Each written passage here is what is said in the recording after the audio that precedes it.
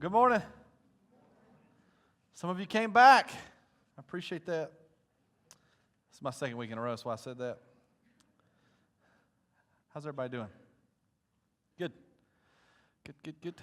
All right. I wanted to say one thing before I got started this morning. I guess just kind of reiterate it, but we have a lot of stuff coming up.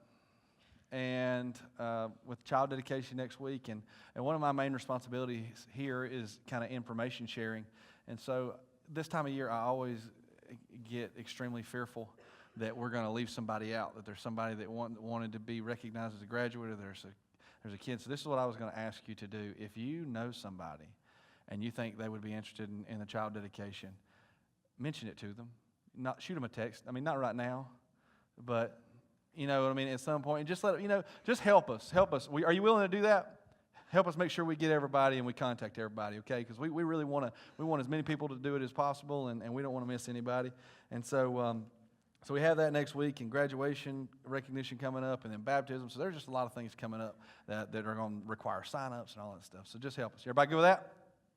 Good. If you weren't here last week, I'm going to do my best to get you caught up, okay, here in just a few sentences, because we're currently in a two-part series called Wait For It. That was a joke from last week. It really wasn't funny then either. Y'all y'all didn't laugh at it then.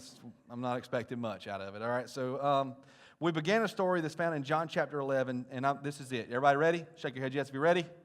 Okay, good, because it really helps me. You guys know if you communicate with me a little bit. John chapter 11, Jesus is abroad teaching when a messenger arrives to inform him that someone he loves, a close personal friend named Lazarus, is deathly ill. His sisters, Lazarus' sisters, Mary and Martha, are also Jesus' dear friends. They're concerned, and they're requesting that Jesus return to heal his friend. Okay, you got that so far? Now, we stopped at this particular verse because this is what it said. It said, "So when Jesus heard the news, he loves them dearly. So he stayed where he was for 2 more days." Do y'all remember that? Jesus remained where he was for 2 more days, even after hearing the news that Lazarus was sick. We had to stop there because we've realized that this is a glaring lesson. This is something that I feel like every Christian has to know. I mean, every single person needs to know this about Jesus. Are you ready? Jesus will delay. This is what we talked about. Jesus will delay responding to a request. He will delay acting on our behalf. He will even delay, as we saw in this story, fulfilling a promise. Y'all remember that? Okay. Shake your head yes at me. Okay, good. He even will delay fulfilling a promise. At some point in the story, in the process of messengers and Jesus waiting 2 days, we find out that Lazarus indeed died. Okay? And we discussed at length the difficulty of this, the feelings behind it, just the general awful circumstances that Lazarus dying created.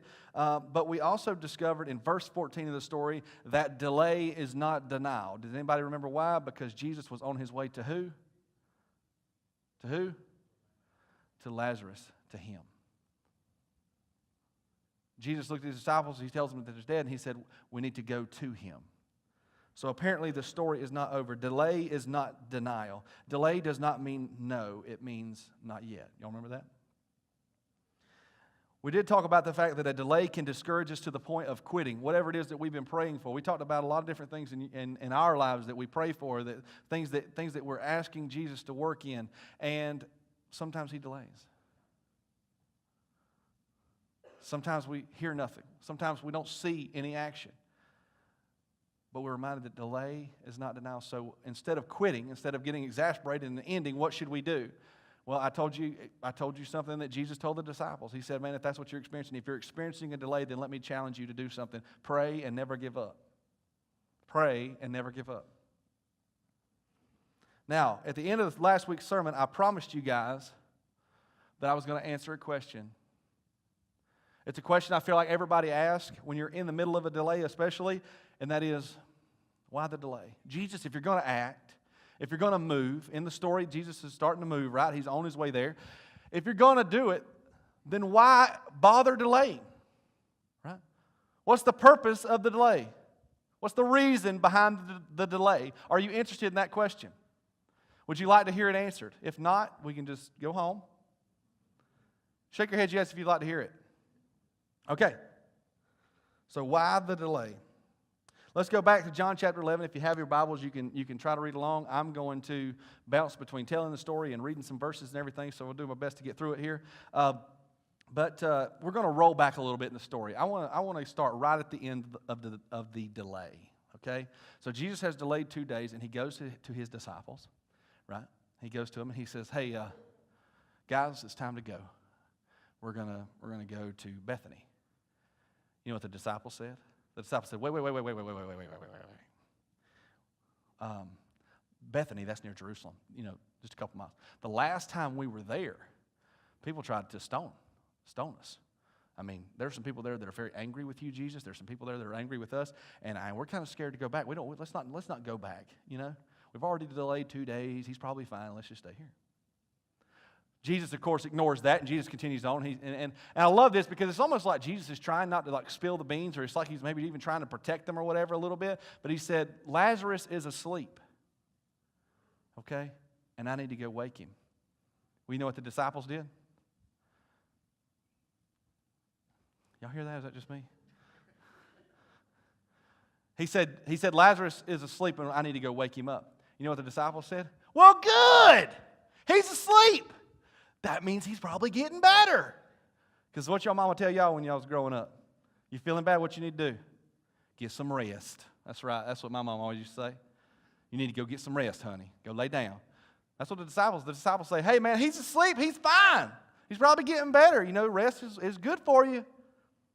Jesus goes, "All right, whoa. This is verse 14. What does he say? He said, guys, Lazarus is dead, okay? Lazarus is dead, and we need to go to him." So they start on their way there, and they're on their way to Bethany, and apparently news travels ahead of Jesus because Martha finds out, one of the sisters finds out that Jesus is coming to town. So Martha literally gets up from wherever she is or stops whatever she's doing. She leaves her home, leaves the town, and meets Jesus just outside of town. And Martha gets there, and I want to be honest with you guys, man. I thought about this all week as I was preparing this. I didn't know how this interaction was, when you read the scripture. But I just tell you this. This is what I know about this situation. Martha's brother is dead. She is upset. She's broken by it. And this is her friend coming. And I've heard some people tell it before, and they put some anger inflection in it and everything. But I'm telling you, I think she's just in turmoil. This is a person. This is a woman in turmoil. Okay? So read the verse with me. In verse 21, this is the very first thing that Martha says to Jesus. The very first thing. She gets there, verse 21. Martha said to Jesus, "Lord, if only you had been here, my brother would not have died. If you would have been here, then my brother would be alive." I'm telling you, I think she's busted up. I think she's tore up. I think she's broken. She's sitting there and she meets Jesus. She said, if you'd have been here, he'd be alive right now. And I love this in verse 22, man, because I think it just speaks to the character of Martha. And I really believe she's in such turmoil, but she knows Jesus, and she knows who he is, and she believes who he is. And this is what she said. She said, "But even now I know that God will give you whatever you ask." Now I'm telling you, when I hit this verse reading it, what did you do? Immediately I went, "Oh man, maybe she's going to ask for something. Maybe, you know what I mean? Is that what you're thinking? Maybe she's going to ask for something." And I think Jesus had the same reaction to her. Jesus is like, "Okay, you're right. God will give me whatever I ask." And then Jesus said this to her. I love it. Jesus, I think he's just kind of weighing her out right here. And Jesus said, "Lazarus will rise again. Your brother will rise again." You know what Martha said? Martha said, "Yes. In the last days at the resurrection, he will rise again then." I just see Jesus going, okay. Jesus asked her a question. He says, "Martha, you know I'm the resurrection and the life, right? And anyone believes in me, anyone that believes in me, they will live even though they die." They will live even though they die. He said, "Martha, do you believe that?" And Martha looked and she said, this is what Martha said. Man, I love this. Martha said, "Hey, I know who you are. I believe that you are the Messiah. I believe that you are the Son of God. I believe that God has sent you here. Listen, this is what Martha's saying. Okay, do you realize that she is I'm talking about one of an elite group of people who recognized what Jesus, who he was, and said it out loud. Martha said, I believe that you're the Son of God. And Jesus said, okay.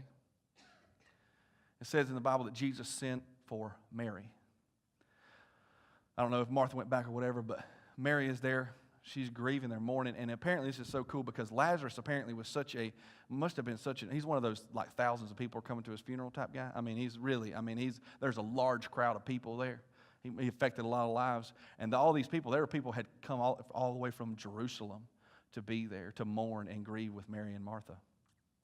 And so it says in the Bible that when Mary gets up, she takes off when she hears that Jesus is there, she's going to the same place just outside of town. It says that all of the crowd, they thought that she was going to the tomb, so they just got up and were going with her. We're just staying with Mary.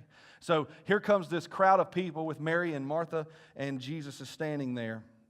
And this is where I pick up in verse 32. When Mary arrived and saw Jesus, she fell at his feet and she said, Lord, if only you had been here, then my brother would not have died.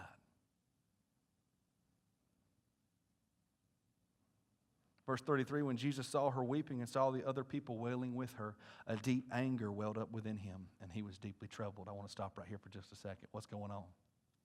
You said, well, Jesus, he's come. He's obviously come to help. He's come to Lazarus. He's going to help Lazarus or whatever.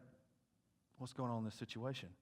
All these people come up. Mary's there, and all of a sudden this deep anger, Jesus becomes really troubled. What's going on? I want to tell you what I believe happened.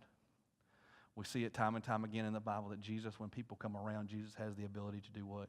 He reads their hearts and he reads their minds. I'll tell you what I think Jesus heard. Now see you to show up. About time.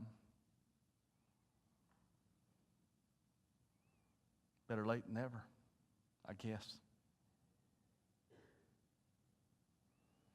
I thought you were the guy that healed people.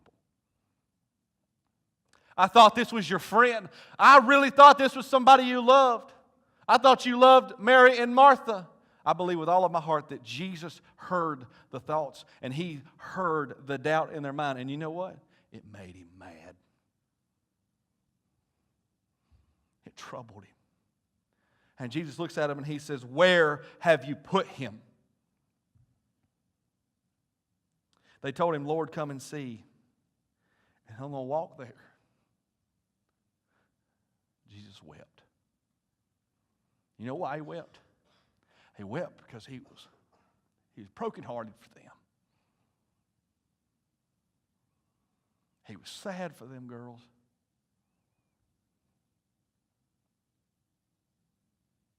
I think he was sad for what Lazarus had experienced. Sickness. I think he was sad too because of the disbelief, unbelief. He had walking with him.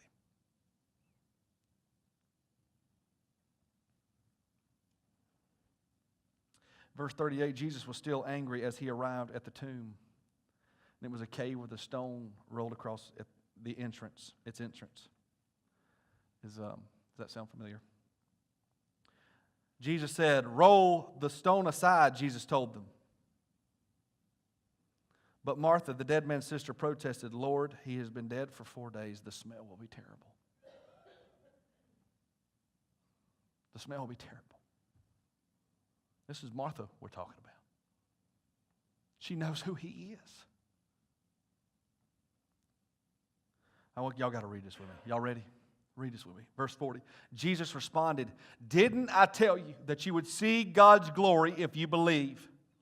Can I paraphrase that real quick? Let me paraphrase that. He says, didn't I tell you that you would see God's glory if you believe? This is what he's saying. Do you believe I am who you said I am?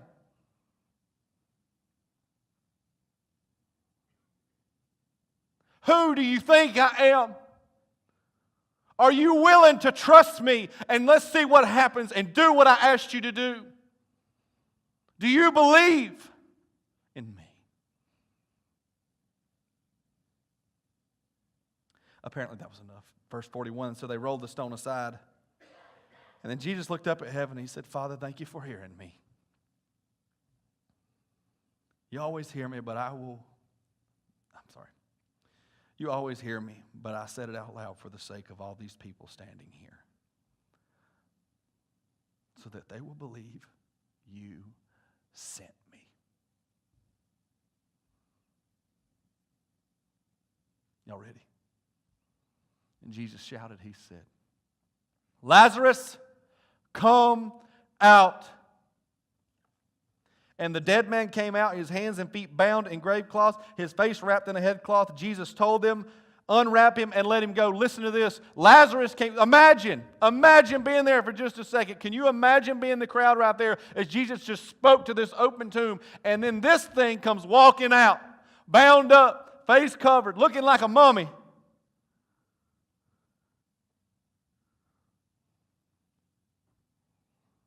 Jesus looks, he said, unwrap him and let him go. A miracle had happened.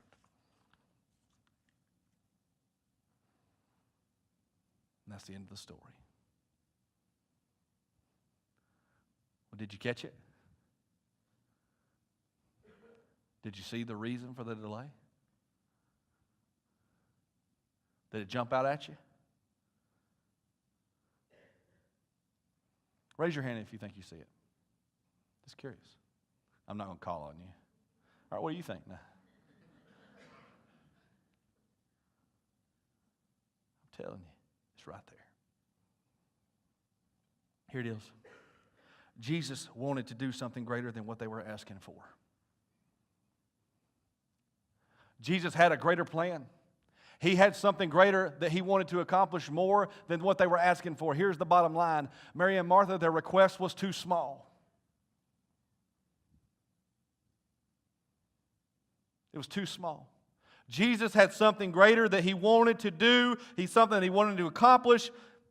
And it was far beyond what they were asking of him. He had a plan. Let's just recap really quick. What were Mary and Martha? What is the request that they made of Jesus? Lazarus is sick, right? Make him well, right? That's the request. It's very simple, understandable, makes perfect sense, right? It's what anybody would ask. My brother is sick. I would like for him to survive. I would like for him to continue to live, enjoy his life, live well. At best, that was their request. You hear me? But what did Jesus want? First off, he wanted that too. That's exactly what he wanted. He wanted Lazarus well. He wanted Lazarus to continue to live his life. But you got to see right here that Jesus wanted more than what they were asking. He wanted to do more than what they were asking. Can I give you a list? Please say yes. First of all, he wanted to change Lazarus forever. Listen to me. He wanted to change Lazarus forever. Do you think that after going through a sickness all the way to death, dying and experiencing who knows what, that Lazarus was the same man as he was before that sickness? There is no way. This sickness and this death had to change him dramatically. Don't you think that when he was resurrected, don't you think that all of a sudden life tasted just a little bit sweeter? Don't you think the days were just a little bit brighter? Don't you think that he lived his life completely differently? Don't you think his priorities probably changed after going through what he did? I believe with all of my heart that one of the things that Jesus wanted, he didn't just want Lazarus to be well, he wanted Lazarus to be changed.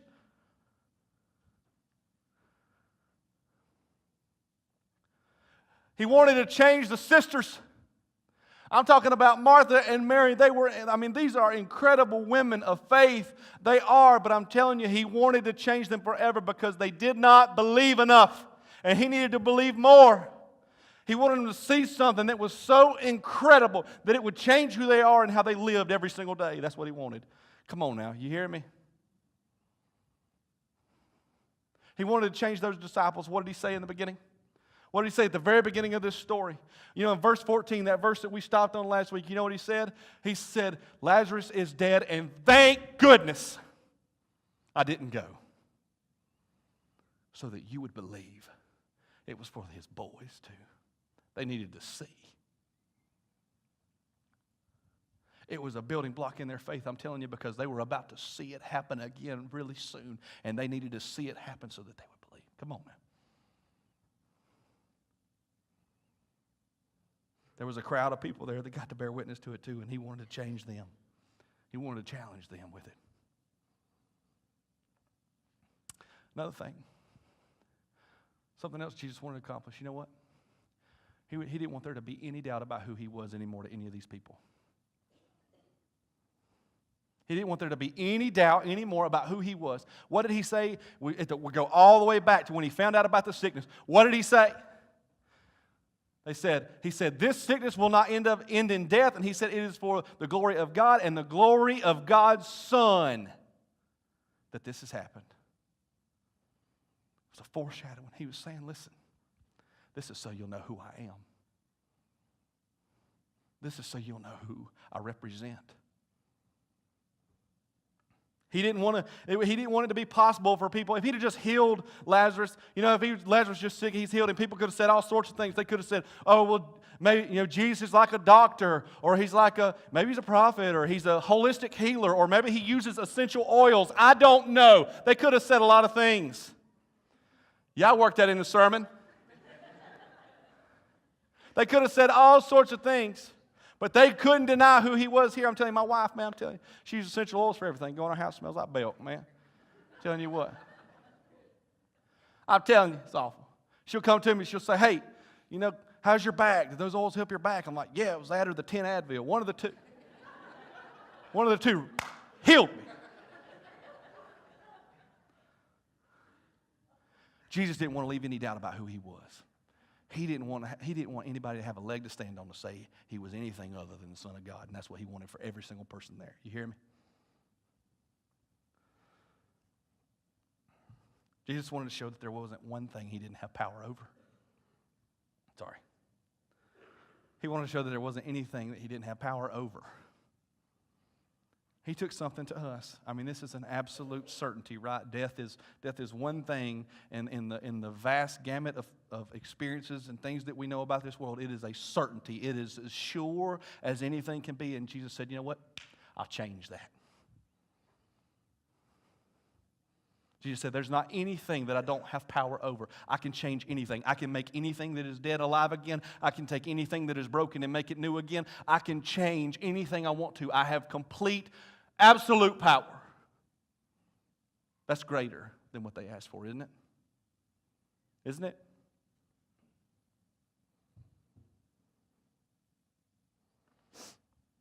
He wanted to turn Lazarus into a walking reminder of all of these things.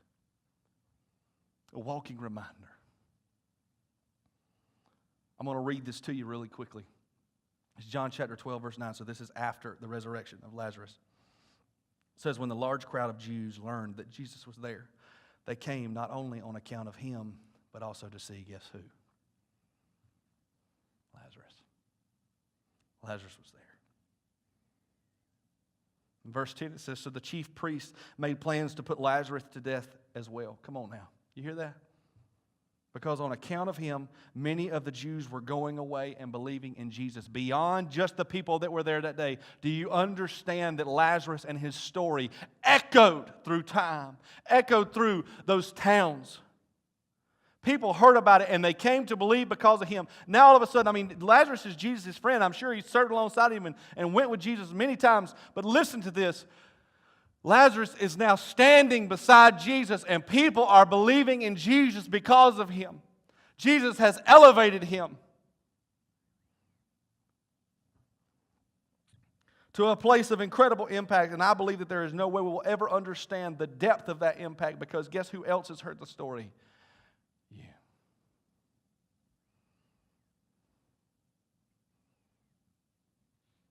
Thousands of years later. Jesus had something greater planned than what they asked for. They wanted their brother better from a sickness. And Jesus wanted to change the world through Lazarus.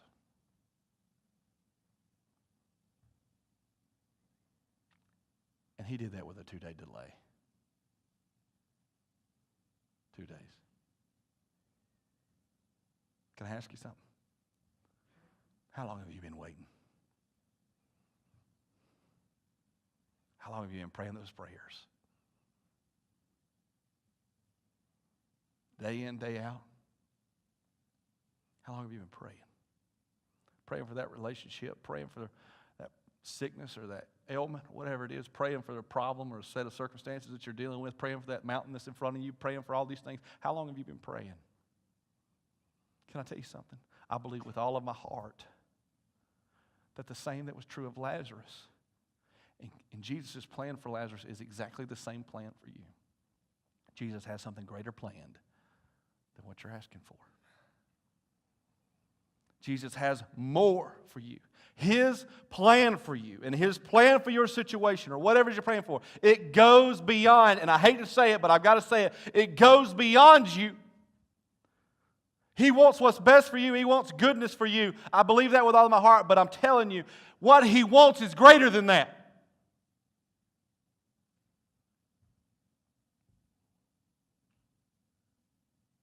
He wants to work in your life in such a way that people go, my goodness, that's unbelievable. He doesn't want there to be any doubt of who it was.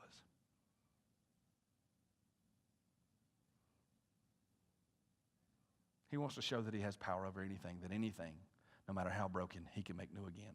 That anything, no matter how dead we think it is, can be alive again. That's what He wants to show us. It's greater than what you're asking for. So what do we do? You say, okay, Tim, I hear you, Tim. With that knowledge, you told us Jesus will delay. Delay's not denial, but that there's purpose in the delay, and that delay, the reason for the delay is because Jesus has something greater planned. What do I do with that information? Here's what it is. Trust Him and don't get in the way. Trust Him and don't get away. I know I could start there. Stop it, trust Him. But I felt like I needed to go a little bit further because I'm telling you, it's difficult to trust Him. And I want to talk a little bit about it because I believe in this story we can see something. And I think it's so important, and I think it resonates in us today.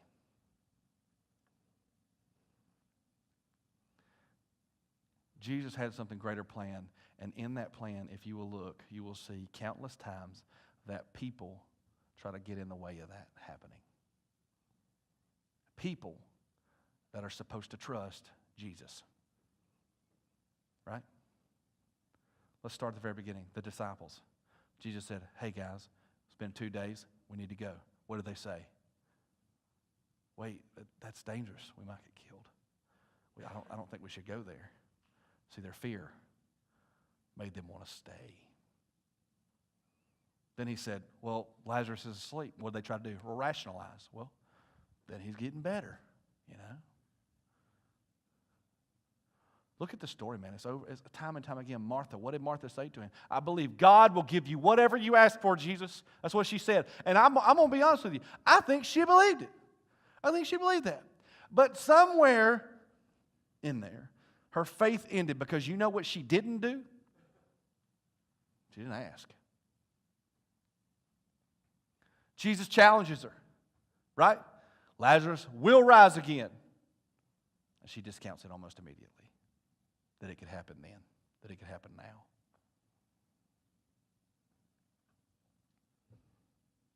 What did Jesus get angry about? What was He weeping about? The thoughts He could hear. The doubt that I believe He could hear in the hearts of every single person there. The doubts that He was who He said He was. The doubts that anything was possible. This situation, as far as everyone there was concerned, was done. There wasn't a chance for anything else to happen. And I'm telling you, He heard it. At the tomb, Jesus said, roll the stone away. What did Martha do? What did she do? Got in the way. But Jesus, it's going to stink. If you don't know, He's been in there 4 days. Time and time again. People tried to get in the way of what Jesus was doing. Their doubt, their naysaying, their fear attempted to circumvent Jesus' plan of something greater. Do you see it? Is it obvious to you? They tried to slow him down. They tried to stop him. How often do you do that? Some questions for you. Do you find yourself occasionally, I want you to be honest, I want you to think about this. Do you find yourself praying for something while at the same time not truly believing that it'll happen? Contradicting yourself as you pray. God, this would be great if this happened, but you know. Walk away going, it's probably not going to happen. I have to prepare myself because it's probably not going to happen. Is that the way you pray? It's probably not possible. Do we make requests of Jesus while at the same time doubting His provision, His power, or His willingness to use either on our behalf? Does this sound familiar or is this just me?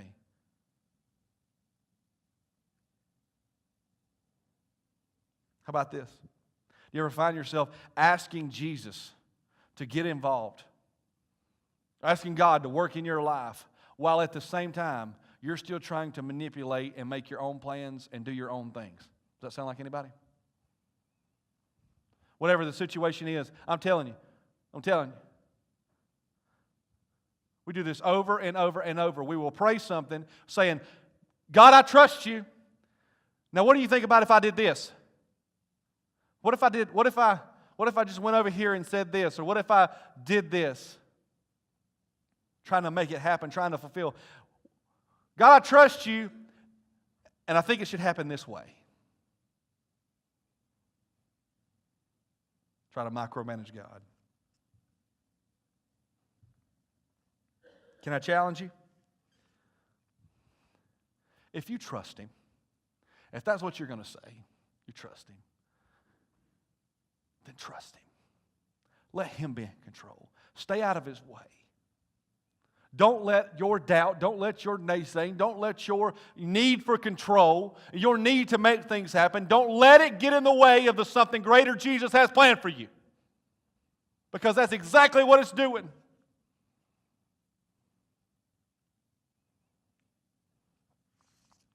Let Him be in control. Listen, do what He says, and wait for it. Last week, I told you guys a story that was very personal to me. And I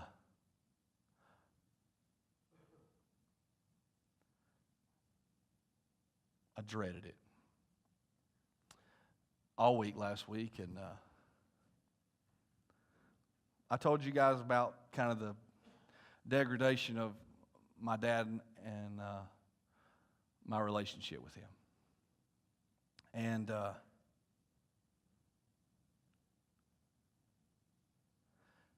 it was a long time, and it was a difficult time.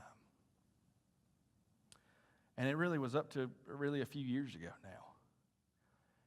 And I would say a few years ago was probably our lowest point. We probably talked the least. It was when we could go months without talking really, and when we did, it was because it was time for a family function, and y'all know who those are. And one day I was out on the farm. It's one of those weird things, like I have no idea why. Like looking back at the story, I have no idea why I was where I was. Like where I was standing there, because I was way out in the middle of a field. I think I was checking, it was around this time, it was springtime, and I was checking for weeds in the fields. And I'm just standing out there, and my phone rings. And I look at it, and it's my dad. And I remember. It's been a while since we talked. I look at the phone, and I didn't want to answer it. Nothing in me wanted to answer it. Kind of one of them deals where you almost get sick. You know what I mean? Just kind of sick immediately. Just to your stomach. And I saw it, and I said, and I answered it because I'm a nice guy.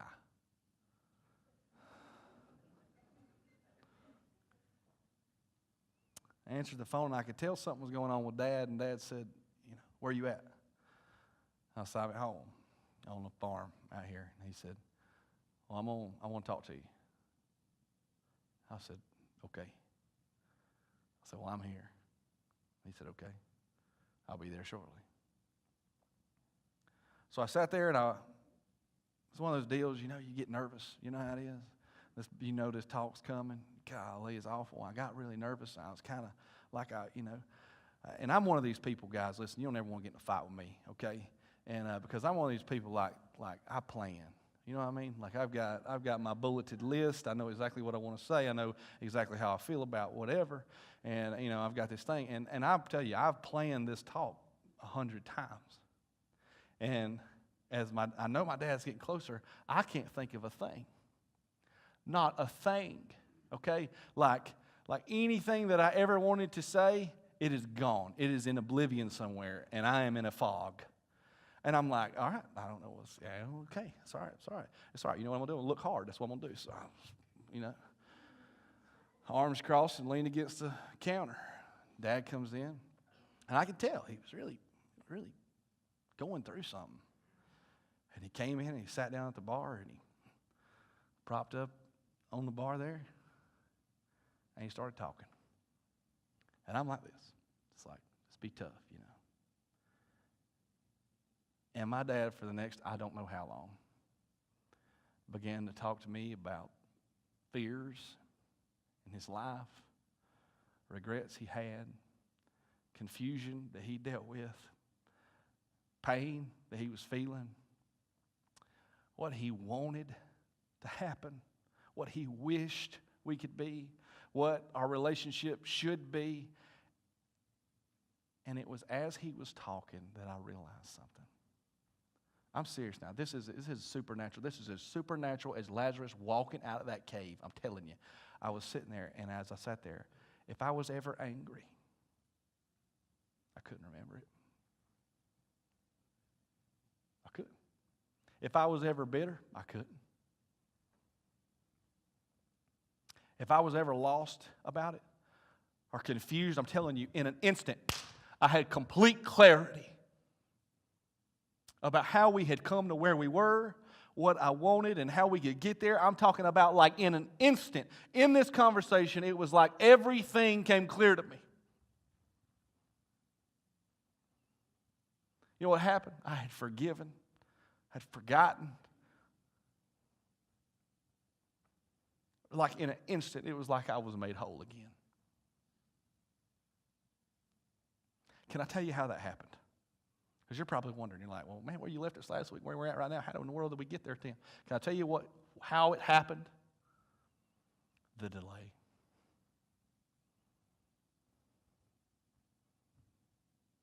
The delay did it. Because during the delay, you know what happened? Jesus started working in me. He started working on me. Telling you, we worked through some junk over those years. He built some stuff in me that he needed to build, and he needed to resurrect in me. And I'm telling you, at the same time, he was working in my dad. He was working in him, and he was doing the things that he needed to do in him. Day in and day out for years through this delay, that's exactly what was happening. And what Jesus was doing, he was working in me, and he was working in him, and he said, I'm going to wait until the perfect time because I have something greater planned. And what I'm going to do is, now you're ready. Now you're ready. I'll bring you back together. And I thought about inviting Dad up here, but I don't want to do that. He'll be able to be here all day. And but I wish Dad could tell his side of it. Because I'm telling you, there are so many amazing things that happened and people that God used into him to bring us to the point where he was willing to pick up and make that phone call and where I was willing to answer it. And I didn't even know it was happening. You know, one of the reasons this ring showed true and I knew I was supposed to share this story is because just a few weeks ago, me and him worked together all day over at the farm doing some stuff, and we had an incredible day. Just laughing, cutting up, and being two grown men that love each other. That's a long way.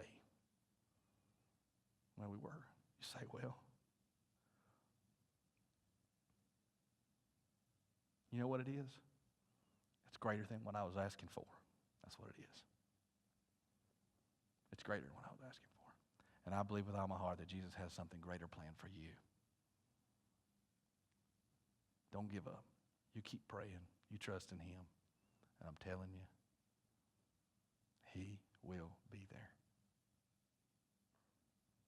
Can I pray for you?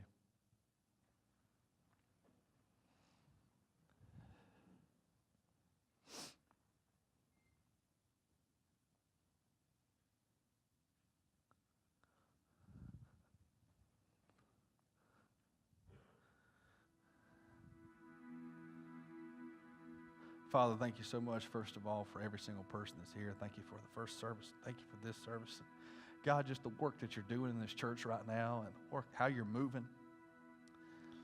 God, I know this. There was a lot of people that came up here last week, and they prayed their hearts out, and there's people here that's been here all week that were reminded or motivated again to pray those things that were maybe forgotten. Those prayers that they're so exhausted by, and the things, the difficult things that they've been through, the situations that they're facing. I pray this, and I'm gonna just say it outright because it's the best way I know how to do it. God, answer them.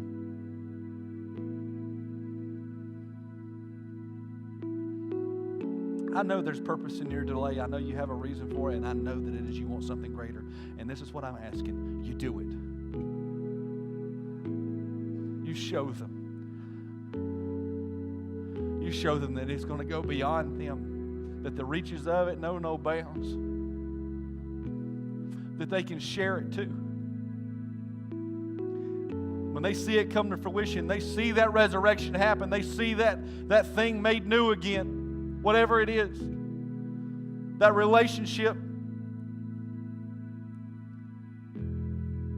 brought back to life. Show them. And you help us to share it. You help us to shout it from the rooftops, and don't be embarrassed to say it. Don't be embarrassed to share it. Because when we share who we are and we share who you are and what you've done for us, that is when the world will be changed. And that's what you desire.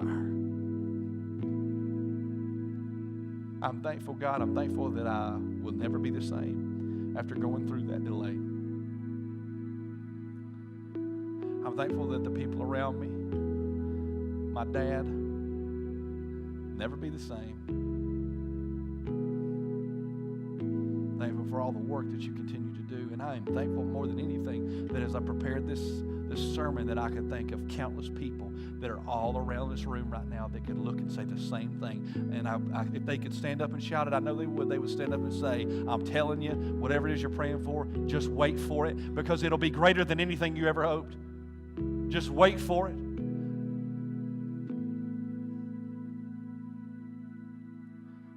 I'm thankful for you. I'm thankful you're a good God. I love you. I cherish you, and I'm thankful for this church. Lead us and guide us and help us to remember you in everything that we do, and do everything in glory. In Jesus' name. And everybody says, amen. Thank you so much for being here this morning. Have a great Sunday, and we'll see you next week. Bye-bye.